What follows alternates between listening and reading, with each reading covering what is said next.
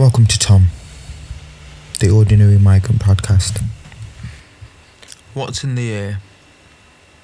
Because what a strange week it has been.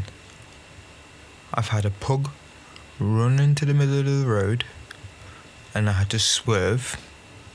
And it doesn't matter what I was going to do, if I'm honest, because it was going to hit me no matter what. It happened to hit the side of me. I could have ran it over. Honestly, disclaimer. But I could have ran it over. But I swerved enough for it to just bump the side of me. I don't know where it hit, whether it was the back, whether it was the front, whether it was the middle, I'm not really sure. But I remember just seeing it run back to the flats. It's not even funny, but it honestly was just a horrible feeling. And I just got out of the car immediately. And I was like, is the dog alright? And I was like, yeah, sorry mate. And I was just parts of me, I was like, my God, it's just a lot. I had an accident. Well, I say an accident. I had a hit and run earlier on this year in February where a van just happened to just whack me out of nowhere and just drive off. So you can imagine when that's happening to me, it was a bit like, ooh, okay. Stay off the roads then. You know, not much I can really do about some of the things that happen to me sometimes. Honestly, you couldn't write it. You couldn't write it because on the exact same day, luckily enough, I had a witness with me this time when I had finally picked him up. On our way to the train station, an e-bike comes out of nowhere, slaps right in front of me. Just turns this corner, like going God knows what, 20 miles, 25 miles maybe, and just whew, bang, right in front of me. Luckily, obviously, it's a bend, so I'm pretty much just like sort of seeing if there's any cars coming here. I'm just tiptoeing my wheels, you know, just trying to see what's there. And if I was moving any quicker, he would have been hurt. Poor thing. He did manage to brake and stuff, but still, it was in a really awkward positioning of, oh God, he was about to tip over. And I was just like, looked at my cousin and I said, just looked at him. That's all I said. Just looked at him. Nothing else I could say, nothing else I could do, because it kind of feels like reality at the minute is chaotic, and I don't know what is happening on the roads anyway, because people seem to be doing this thing where they are on a red light or they're at a red light and the red light allows them to go left, right or forward, or when they go right, they go and stop right at the same traffic light that just gave them the green light, and they stop at the one that's telling the other people to stay red, not as soon as you get, oh my God. And I've seen this happen at least 10 times, and I'm like, what is happening on the roads? Anyhow, sub 20, is that you? Really good week last week. We averaged 26 miles, which is banging for me. That is, yes, come on. I'm not going to give the exact time because I'd like to hit it at least 2 times before I could really celebrate, if I'm honest. But I was not expecting to do that time. I wasn't aiming to do that time. I just happened to run and pace myself really well. Super strange. I'm really surprised by it, if I'm honest. I thought this was at least like a 2-month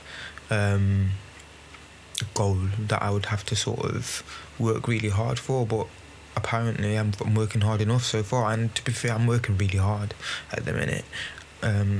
Pretty much a 5-day week last week. I had a few yoga days, of course, get the breath work in and make sure that I'm sort of stretching and getting the blood flowing right and making sure the muscles aren't too tense and, you know, they're relieved when they need to be relieved, that sort of thing, really, because we've got 11 weeks to go. 11 weeks, we're counting down, and I really would like to get to that 5-week period comfortable, ready for the marathon, the half marathon, and hopefully just do really well. I have got a time, and I'm not going to say the time just yet because I think I had a time previously. I may have said a time previously, but whatever that time was, keep a hold of that. But I've got a different time in mind after doing what I just did recently, because why not? this is about testing myself and pushing myself just that little bit more. HS has been pretty tough this week, if I'm honest. The fatigue has kicked in over time because it looks like I'm getting another one, and that's the problem with HS. When you're sort of coming off the back of suffering from a really severe flare-up, and then you get another one the week after, it's like, when does the body actually get to rest? But I'm finding ways to deal with it, and it's working at the minute. And if I can just get a couple of years into this running stuff as well, it would be amazing. There was a really good tip that I heard this weekend. Was it this weekend? Yeah, it was this weekend in the HS Brotherhood meeting with HS Connect, which was putting tape on the groin area. So if I do get an abscess on the groin area, I no longer have to worry about not being active. I can just put a bit of tape there, like the sports tape that you use for the shin pads when you play football. So that was really cool, and I really loved that. And I thought, yeah, what a slapping idea that is. You know what I mean? I'm just like, I always struggle when I get the groin ones and I just don't run. So at least that was going to keep me mobile in those periods. But now it's just about hoping these ones on my perianal are subdued by that point. I don't see it because they haven't subdued in pretty much all year. No, they haven't subdued at all. It's been go all year for me. I've had pretty much HS flares all year. So if I can achieve that marathon at a good time, it just proves that with the right planning and routine and right structure and right support system, things can work. So that is definitely one for me. But here's to the 11 weeks. Let's just keep going. Let's just keep smashing it. Let's just see what we can do. I met a fella today when I was running. I did a long one today. I did a nice 10k. No times needed to mention on that one because I'll mention that on the next pod.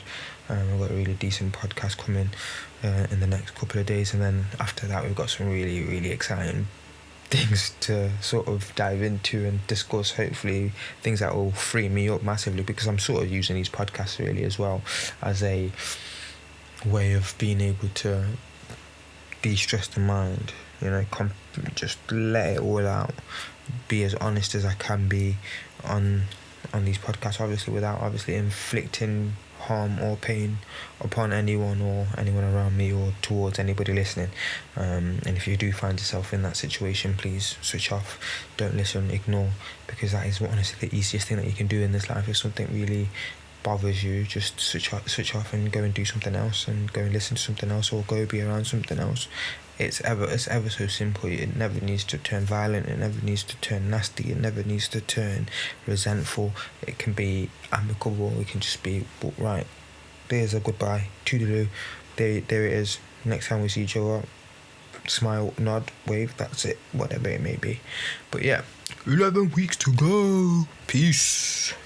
Thanks for joining.